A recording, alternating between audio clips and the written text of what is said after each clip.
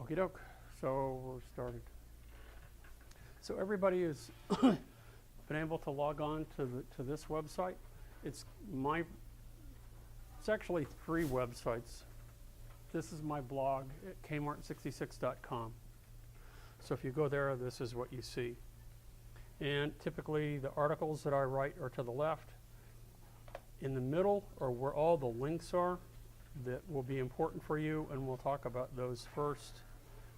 But before we do, what I would like you to do, so that when I do write articles or when I post things that you should receive automatically, sometimes it works, sometimes it doesn't, is that I'll have you subscribe to it. And some of you have already done this. So in the upper right hand corner where it says enter your email address, go ahead and put your email address there and then click on the subscribe button. Then you won't have to remember when I post an article, if you're going to get it or not. It should automatically send you an email saying that something is available for you. Okay?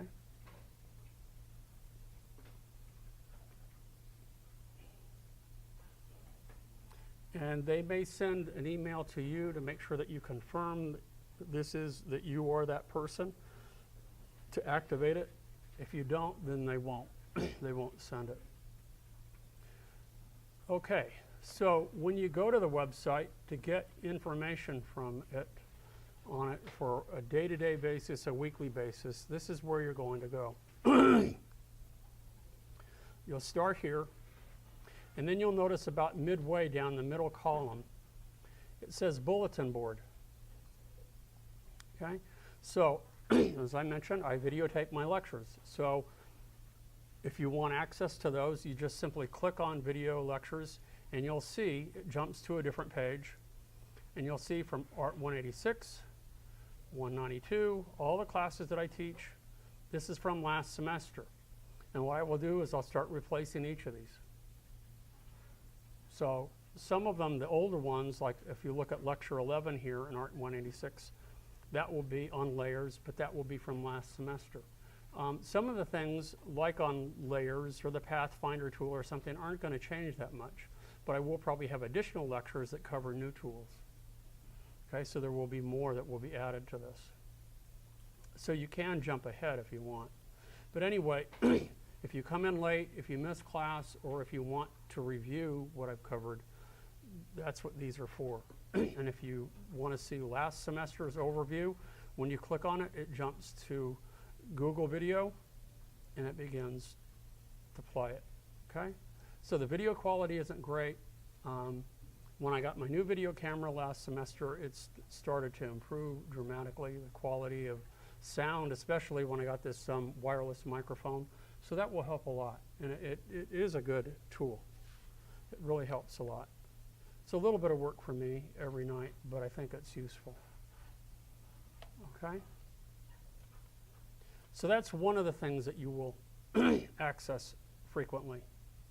More importantly, though, on a weekly basis, you should come to the website either late Sunday night or maybe Monday morning. And to know what's going on that week in class, it's kind of a mini syllabus. Just click here where it says This Week in Class. When you click, again, it jumps to another page, and you'll see for Art 186, you'll see Tuesday, it's today, January 13th, 2009, it's just an introductory lecture. We cover, review classroom procedures, and your assignment will be to purchase the textbook and supplies. If you want to know, and I leave this up all semester, what textbook you need, it says right here, Adobe Illustrator, CS4, Classroom, and a Book. And it's by the creative team at Adobe Press, and this is the ISBN number. If you want to buy it from Amazon, just click here, and it jumps right to the Amazon page. And there you go.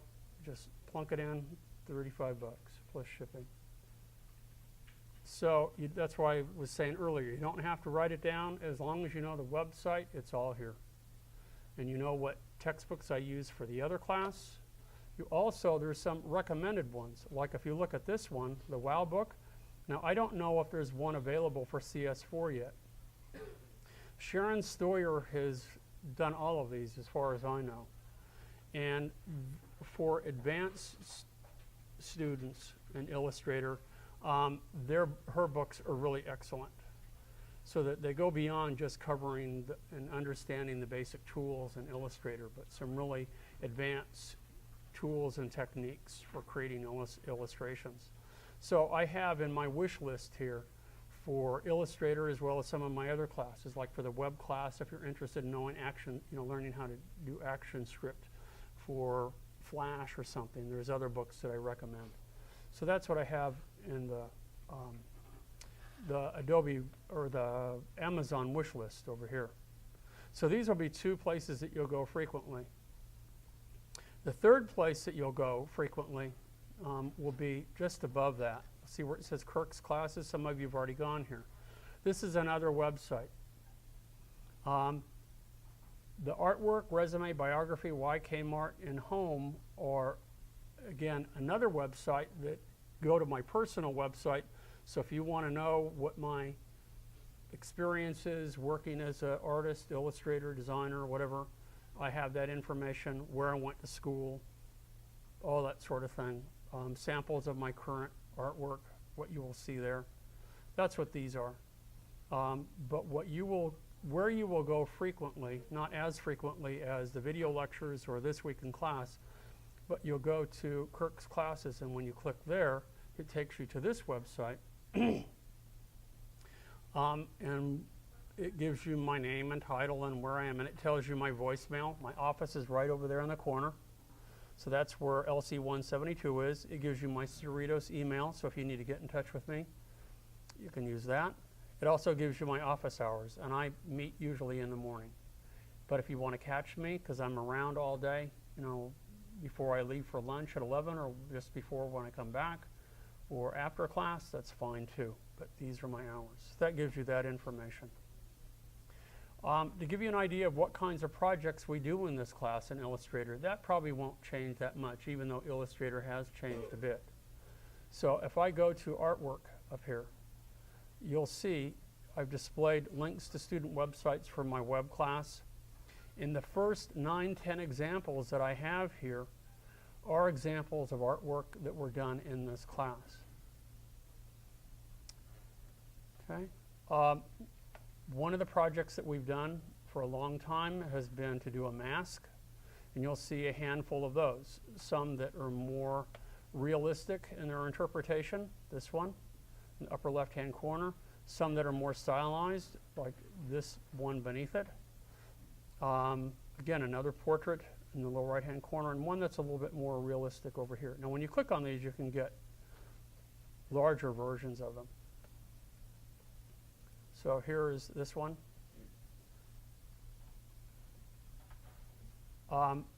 In addition to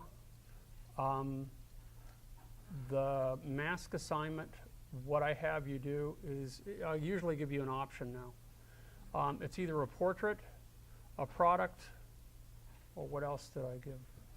Oh, we do something called the Tokidoki Assignment. Anybody familiar with Tokidoki? With Simone Lanyo? Okay. Well, then that will be something new to you. He's an illustrator who uses Illustrator quite extensively to do his work. He has a unique style. He's popular. His work is on handbags, skateboard decks, all kinds of stuff. And so I've expanded, t-shirts, so I've expanded the project to be part of that as well, so that maybe you can be inspired by him to do, not things that are necessarily similar to him, but actually have actual experience of putting something on a product itself. And I don't, unfortunately, have any samples of that on here right now. For some of the products, though, this is, it's not a photograph. This is done in Illustrator, pretty darn nice. This one is very nice, too. Some of the perspective is a little off, but done really, really well. Old turntable, done in Illustrator. This is a good example of a self-portrait using some of the newer tools and techniques available in Illustrator, working from photographs as well as traditional just drawing techniques that are done in Illustrator. Very nice. This is something that's quite doable, especially if you don't know how to draw, because it started with a photograph. At the very end of the class, we work on an experimental piece, because this has been done quite a bit now. This isn't all that experimental, but again, it was combining illustrations with photographs and using Illustrator and the tools in Illustrator to do a variety of things to these photographs and combine them into one. We also have, let's see, this is the other portrait. Very nice details. She designed all of this decorative stuff in the back and interpreted from a photograph quite nicely. Using the gradient mesh tool quite a bit to create all of these intricate gradients in this mask. These now move into, this was done in Illustrator, but it was done for the Photoshop class. So we're moving into some of my other classes. Like this jumps into 3D modeling. Oh, this one, believe it or not, this car was done in Illustrator. It was not done in Photoshop. Now, do I expect all of you to do this? No. He was an advanced student. I mean, he came in just like you, but he had had a lot of experience. And he's the same one who did this last project here. So very tight, very intricate. Okay, so those are the kinds of projects that you'll be doing in this class. In addition to the projects, you will be doing exercises in the book. So that's why you have to have the book, and the exercises come on a CD in the book. So the way the class works is that I lecture, every day for a while, for about an hour, and I introduce a new assignment or a new exercise, which are typically new tools and techniques that you'll learn in Illustrator. And after a few weeks, when I think you have enough under your belt, then it's time to test what you know and to do an assignment. And actually, one of the first assignments we do is called the beach scene, where I give you a template where it has pre-drawn for you all of these little elements that you would see at the beach, like an ice cream truck, an umbrella, a palm tree, things like that. And then you use the tools in Illustrator to draw them, but at the same time then use those elements to create your own illustration. It's just an introductory kind of assignment. And then we move on, do more exercises, and then we move on to the mask assignment, do more exercises, move on to the product or the Tokidoki or the portrait assignment. And then typically we finish up, after we've done more exercises, finish up with the experimental piece at the very end. So there's generally 4, maybe 5 assignments. And then you have the exercises, which I'll talk about later, how do they factor into your grade. And then that's pretty much it. So while I don't give written tests, these assignments really function as tests. They kind of serve to let me know, do you know how to use the tools and the techniques that we've covered so far and put them together and actually do something with it rather than just follow, the cookbook approach. And that's what I call these kinds of exercises. It's just like watching Martha Stewart, a cooking show.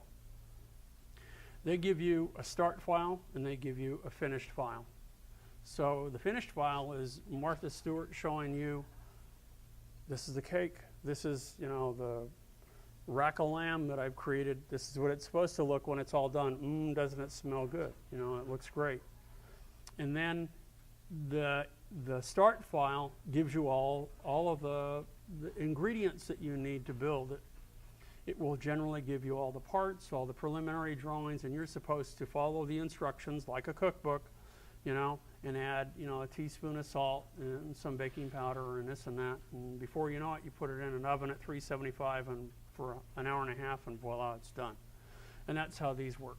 So they do teach you how to use the tools very effectively, but they don't test you to see how well you're able to put everything together. And that's what these other assignments do. So that's how we combine them. Okay? Now, in addition to the assignments, okay, where do you find the handouts for all of this stuff? Where do you find the handouts for the syllabus? That sort of thing. They're right here where it says handouts. When you go to that page, you'll see I have a whole bunch of links. Most of these links, some of these are because I think they're important. Some of them are for my web class. Some of them are just helpful, you know, to go to Adobe's website or NewTek's website, which would be for Lightwave when I teach a 3D modeling class. Lynda.com, which we will cover in a little bit. They have some excellent tutorials for Adobe software. Amazon.com if you want to buy books. If you want to buy the software, we have these choices here. And this would be a good time to stop here. Anybody want to buy, or are you thinking of buying Illustrator or any of the Adobe software packages? Anybody? Anybody already have it? Okay. Well, if you are, or you do consider to buy it later on this semester, I strongly recommend that you go here to uscollegebuy.com. And when you click there, it takes you to this website, Computerland of Silicon Valley. And they have entered an agreement with community college as well as some other state colleges and universities. And when you click where it says click here, the first place that it takes you is the one that will be of interest to us, which is for the Adobe Suite. And you'll notice it says CS4 Design Premium for Mac or for Windows for $314. Well, $314 I know sounds like a lot of money. It is a lot of money. But look what you get for that. When you click on it, you get InDesign, which is the desktop publishing program. And these are complete programs. They're not, you know, pared down in any way.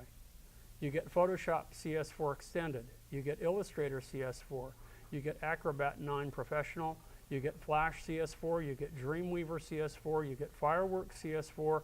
And you get the Bridge and some other things as well. Media Player, Version Q, all kinds of stuff. So for $314, to get all of that is a real bargain. That's over $1,000 worth of software.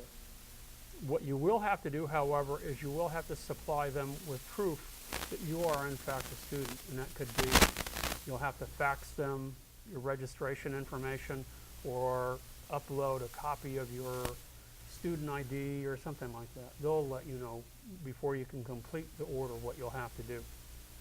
Now they do sell the software individually. And there are some other creative suites as well. But I don't think it's that value. The value isn't there. Look at for just CS4, $180. So why are you going to spend almost $200 when for $314 you could get all of that other software as well? Okay.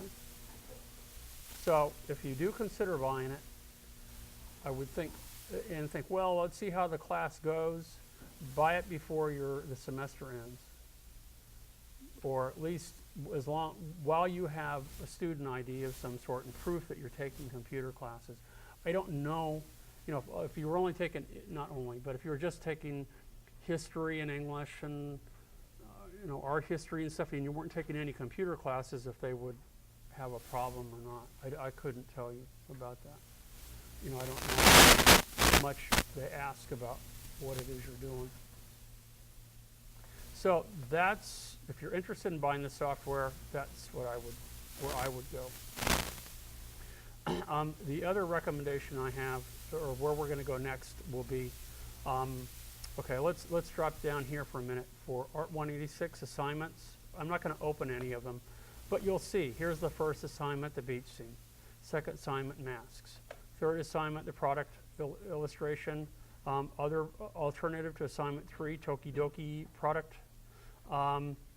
Assignment 4, architectural detail, and then I have another thing on type basics. So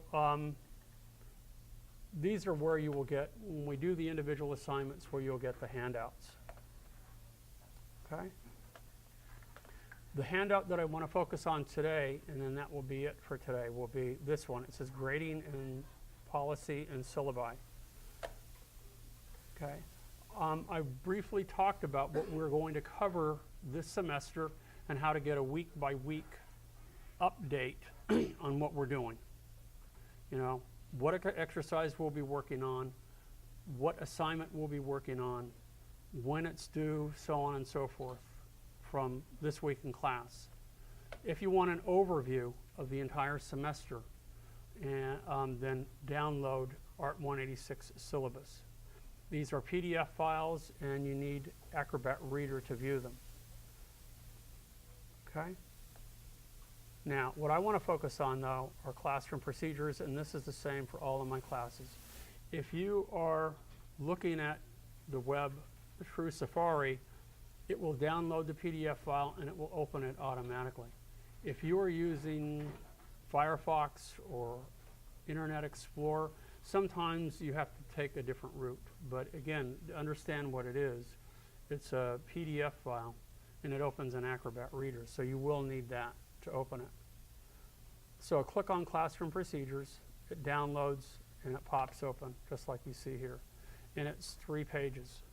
You can keep this file, you can throw it away, you can print it, you can do what you want with it. You can always get more by coming back to the website. So let's start by covering the rules that I have for the class, and that will end up in how I grade, and that should be just about it for today. Okay? That's all I want to cover. You will notice that there are signs posted everywhere that say no smoking, eating, drinking in the classroom. I allow you to drink liquids, and I allow you to eat in the classroom, with this caveat.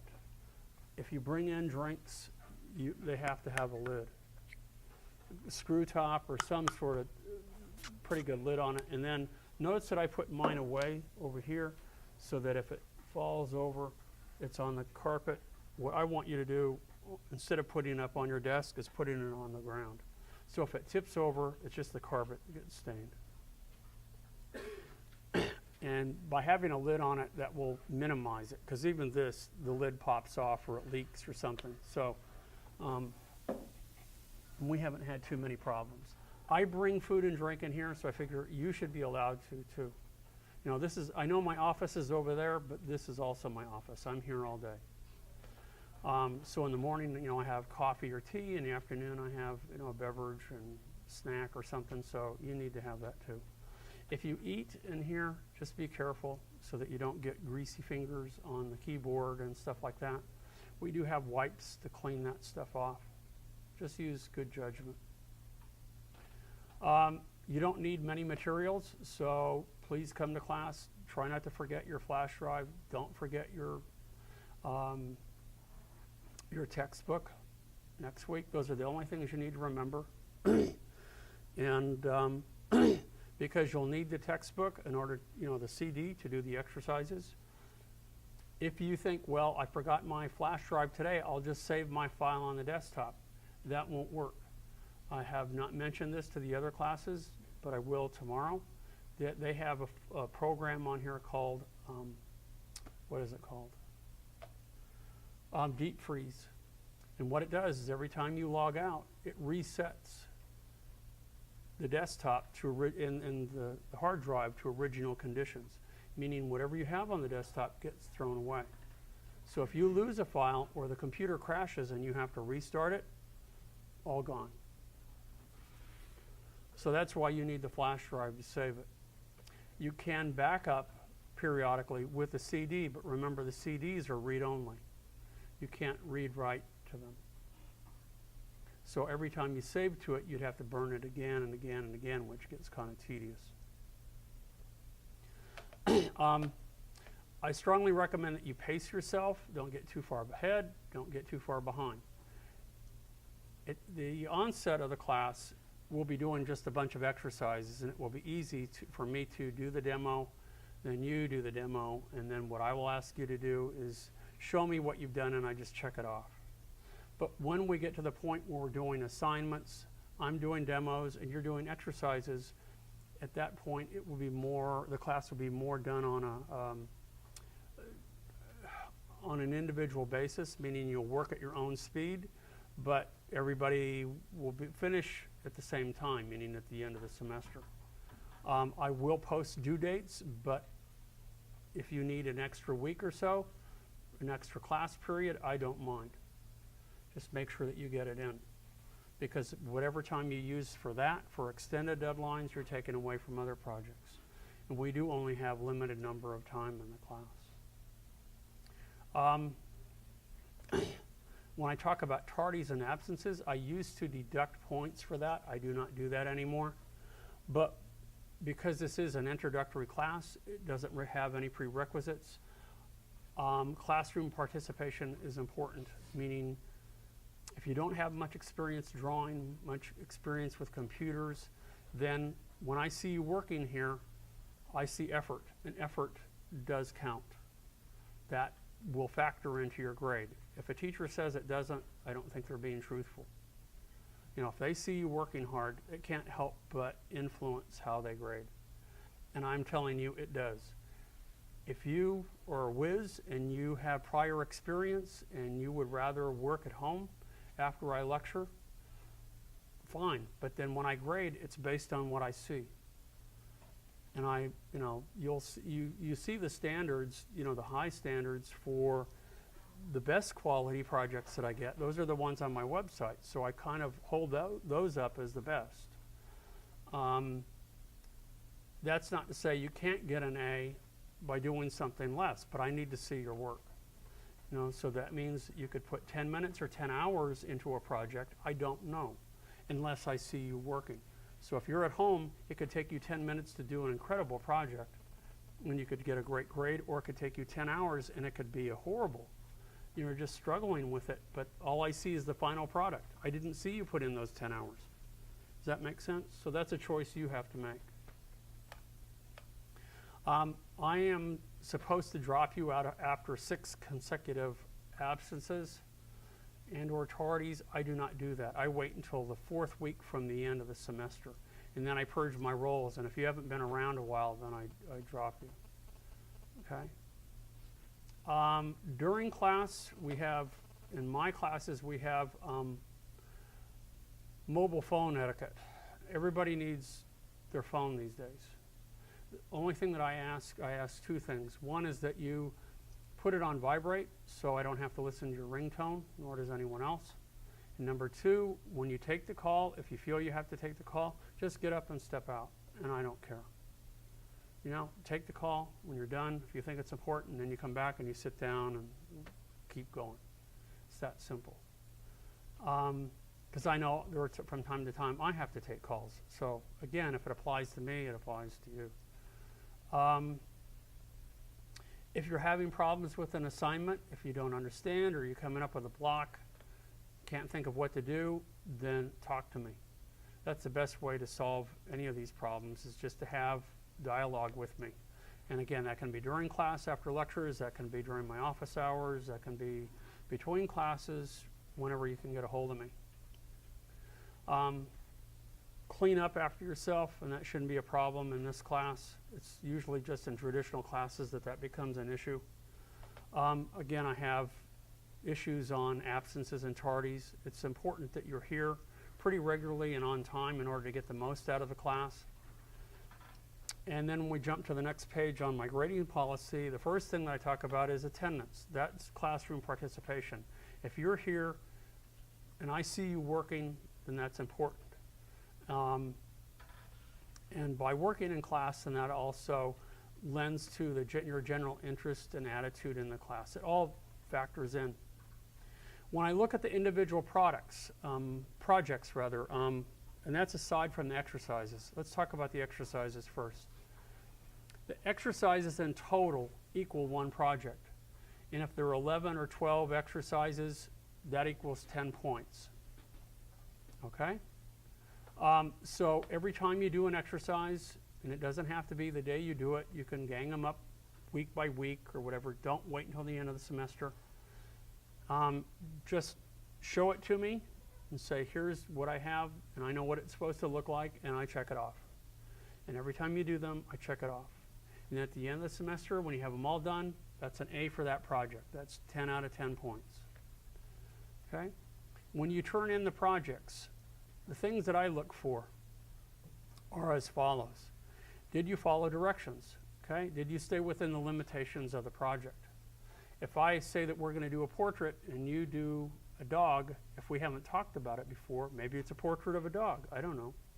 So that might be some leeway that you don't want to do a portrait of a person, you want to do an animal. But that would be okay. But if you do a building or something, well, wait a minute, wait, we're covering this subject and you're trying to cover something else. If you didn't follow the directions, then that would factor into your grade, or whether you did. Did you meet the required objectives? And solving the problem and the design quality are intertwined. Did you just follow the directions and do the bare bones minimum, or in addition to that, did you come up with some creative solutions, some originality?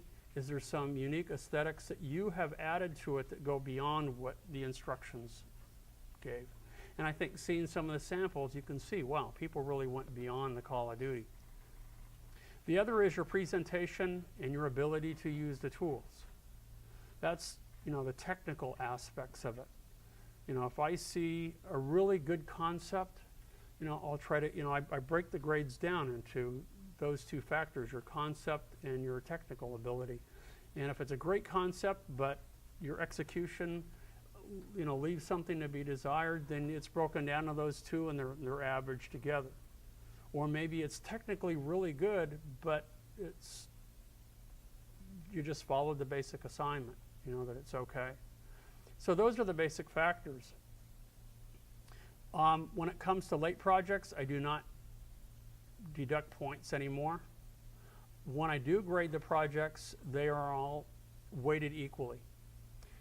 That's the first project that you do, the beach scene, to the very last one, which is your final project, and that's the final project is the experimental piece.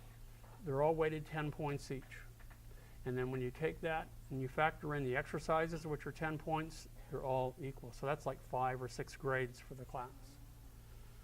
Okay? And how the point system breaks down is that 10 and 9 are an A, 8 through 6 are a B, 5 through 3 are a C, 2 and 1 are a D, and 0 is an F. Typically, Fs mean that you didn't do anything at all. A D, maybe you put your name on a piece of paper. C's, there has to be a lot wrong with it, or you just didn't follow directions, or clearly you did it in 2 minutes and it looks like it. If you gave some thought to it, that's all it takes. B, and if you worked hard on it, then an A. Okay? And again, pay no attention to these deducting points. If you do get a grade back and you're unhappy with it, what I recommend that you do is to rework an assignment.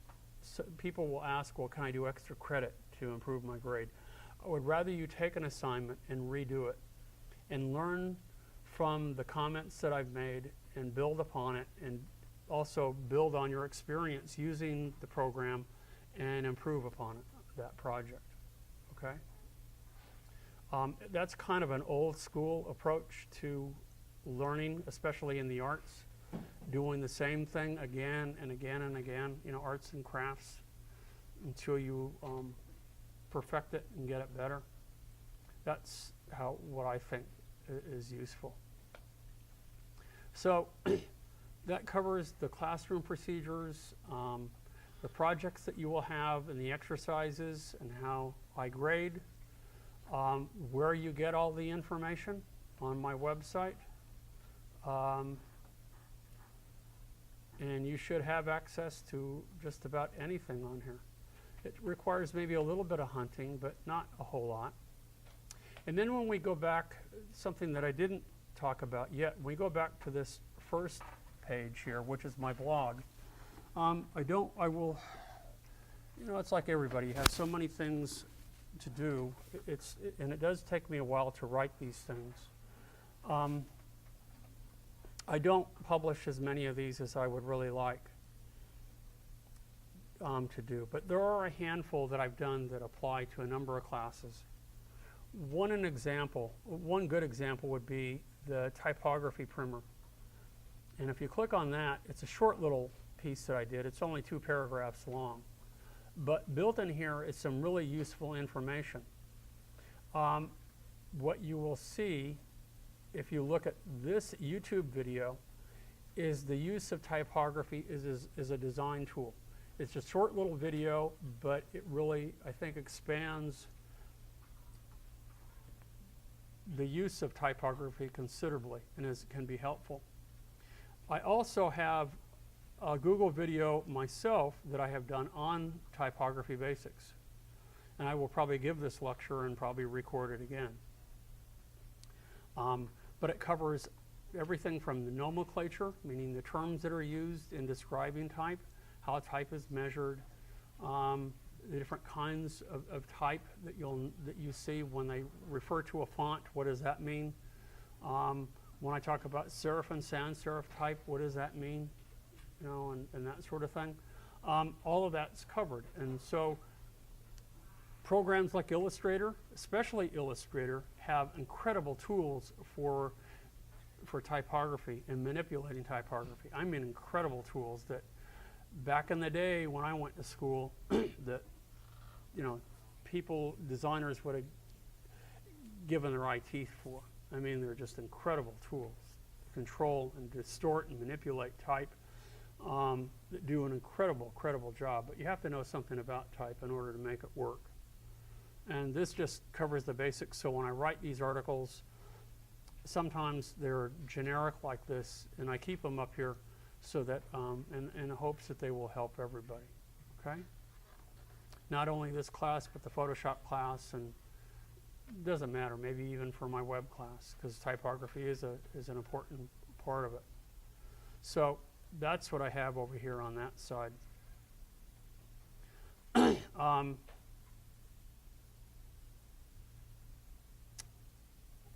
Maybe I'm getting more efficient.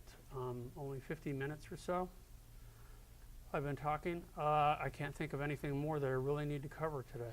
What we will do on Thursday, if CS4 is not installed, is that I will have some lynda.com videos that we will watch.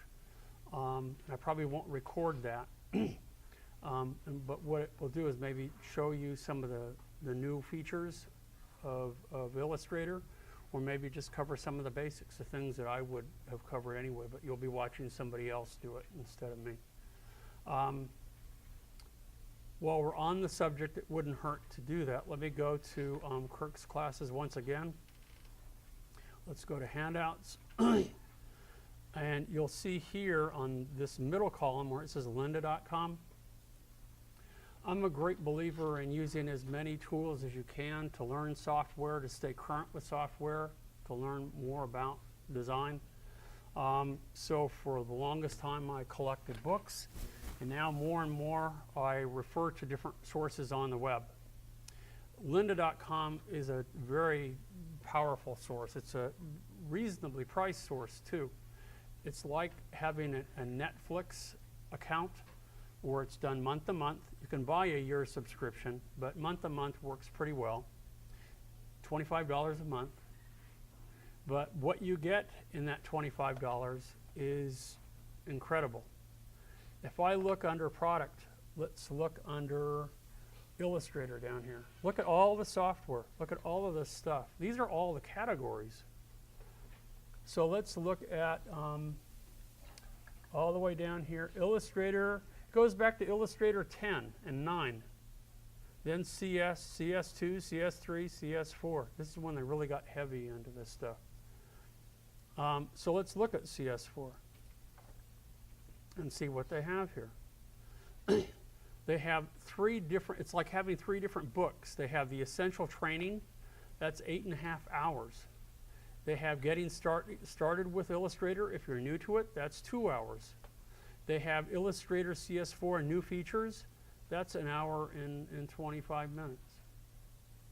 So right there is a huge amount of information, and that's just one thing. You know, if you want to learn about Final Cut Pro, if you want to learn about Photoshop, if you want to learn about web design, if you want to learn about programming, you know, HTML, if you want to learn ActionScript, if you want to learn CSS, JavaScript, you name it. They got stuff on all sorts of stuff, and they are done really, really well. They do speak very fast, but because you're watching a video, you can always stop it and rewind it and play it again.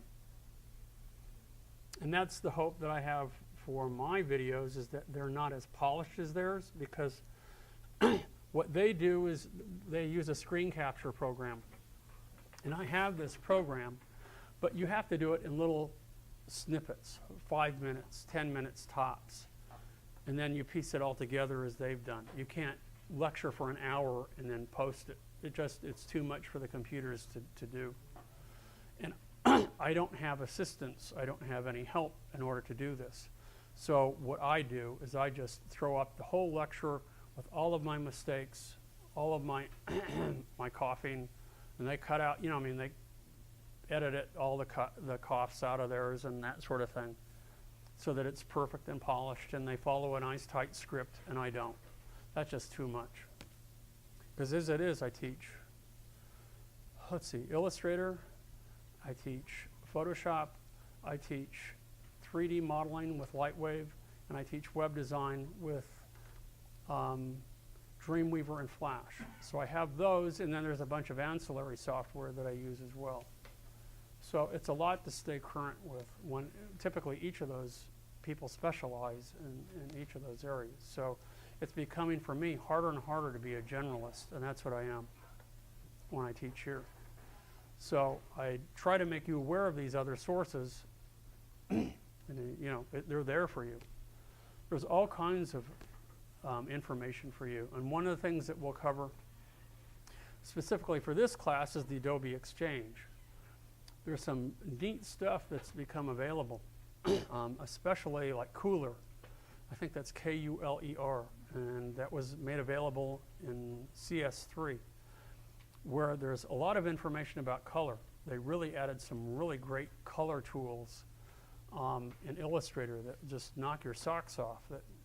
I took a semester of color theory, and this just, I won't say it makes it useless, but it's like all the paintings, the swatches I had to paint, and the expense that I had to go through of mixing these paints with Winsor & Newton, gouache and watercolors and Series 7 brushes. Just hundreds and hundreds of dollars of stuff, and it does it like that. It's just amazing, where you can go through different color schemes and stuff in just a few seconds. Very powerful, powerful tools that they've incorporated. Well, they provide, with Kuler, information to people. You can post your own color schemes. You have access to other people's color schemes, that you can utilize and download them and integrate them into your file. Very, very nice. So there's all kinds of stuff. Plugins that people make available. Some of them they cost, some of them they're free. You never know. Okay? So, having added that little tidbit of information, we'll probably use a little bit of Lynda on Thursday, and at the same time we'll probably also, I will cover some of the basics as well, provided they have CS4 installed. If they don't, then my hands are tied until next Tuesday or Thursday, whenever it's available. So everybody knows what to do for Thursday. Make sure you have a flash drive, order your book, or buy the book from the bookstore. If you buy the book at the bookstore, it's list price. And I know some of you on financial aid have to buy it from there, and that's the way it goes. You use your $50, $55 or whatever it is. Any questions you have for me? Everybody clear? Everybody sign up and subscribe so that when I do write things, you will get immediate notification in your email. And you know where to go to get handouts. You know where to go to get the syllabus. You know where to go to get the lectures. Everybody's squared away, and you know where to find the book. Books. Okie doke. That's it. See everybody Thursday.